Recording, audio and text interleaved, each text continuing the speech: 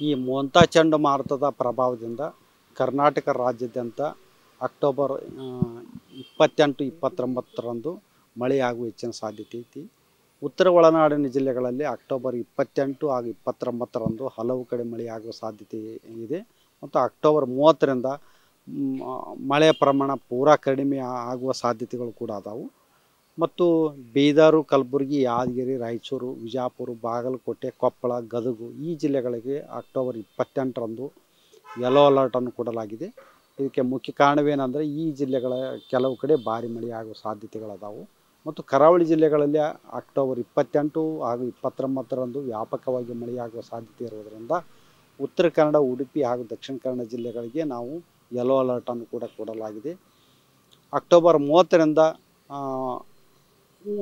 ಉತ್ತರ ಒಳನಾಡು ಹಾಗೂ ಕರಾವಳಿ ಜಿಲ್ಲೆಗಳಲ್ಲಿ ಮಳೆಯ ಪ್ರಮಾಣ ಪೂರಾ ಕಡಿಮೆ ಆಗುವ ಸಾಧ್ಯತೆಗಳದಾವು. ದಕ್ಷಿಣ ಒಳನಾಡಿನ ಜಿಲ್ಲೆಗಳಲ್ಲಿ ಅಕ್ಟೋಬರ್ 28ರಿಂದ ಹಲವು ಕಡೆ ಮಳೆಯಾಗುವ ಸಾಧ್ಯತೆ ಐತಿ. ಇಲ್ಲಿ ದಕ್ಷಿಣ ಒಳನಾಡಿನ ಜಿಲ್ಲೆಗಳಲ್ಲಿ ಕೂಡ ಅಕ್ಟೋಬರ್ 30ರಿಂದ ಮಳೆಯ ಪ್ರಮಾಣ ಕಡಿಮೆ ಆಗುವ ಸಾಧ್ಯತೆಗಳು ಅದಾವೆ. ಮೀನುಗಾರರಿಗೆ, ರೈತರಿಗೆ ಏನು ಎಚ್ಚರಿಕೆ?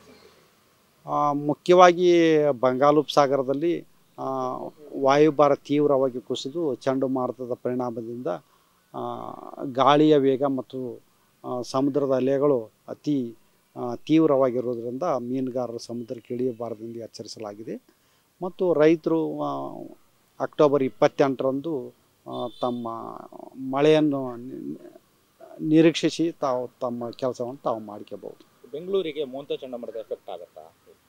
ಬೆಂಗಳೂರಿಗೆ ಮೋಂತಾ ಚಂಡಮಾರುತ ಬರೀ ಕೆಲವೊಂದು ಕಡೆ ಹಗುರವಾಗಿ ಮಳೆ ತರಬಹುದು. ಅಷ್ಟೊಂದೇನು ಇದು ಕರ್ನಾಟಕದ ದಕ್ಷಿಣ ಒಳನಾಡಿನ ಜಿಲ್ಲೆಗಳಿಗೆ ಅಷ್ಟೊಂದೇನು ಮಳೆ ತರಲ್ಲ. ಅನಾಹುತಗಳೇನಾದರೂ ಆಗುವಂತಹ ಮುನ್ನೆಚ್ಚರಿಕೆ ಇದೆಯಾ ಮೋಂತಾ ಚಂಡಮಾರುತದಿಂದ ಉತ್ತರ ಒಳನಾಡಿನ ಜಿಲ್ಲೆಗಳಲ್ಲಿ ಬೀದರು, ಕಲಬುರಗಿ, ಯಾದಗಿರಿ, ರಾಯಚೂರು, ವಿಜಯಪುರ, ಬಾಗಲಕೋಟೆ, ಕೊಪ್ಪಳ ಜಿಲ್ಲೆಗಳ ಕೆಲವು ಕಡೆ ಭಾರಿ ಮಳೆಯಾಗುವ ಸಾಧ್ಯತೆ ಇರೋದರಿಂದ ಕೆಲವು ಕಡೆ ಪ್ರವಾಹ ಆಗ್ಬೋದು. ಮತ್ತು ಈಗಾಗಲೇ ಎಲ್ಲ ನದಿಗಳು ಮತ್ತು ಕೆರೆಗಳು ತುಂಬಿರುವುದರಿಂದ ಇನ್ನೂ ಹೆಚ್ಚಿಗೆ ಆಗ್ಬೋದು. ಅದರಲ್ಲಿಂದ ಪರಿಣಾಮ ಆಗ್ಬೋದು ಹೊರತು ದಕ್ಷಿಣ ಒಳನಾಡಿನ ಜಿಲ್ಲೆಗಳಲ್ಲಿ ಅಷ್ಟೊಂದೇನು ಪರಿಣಾಮ ಆಗಲ್ಲ.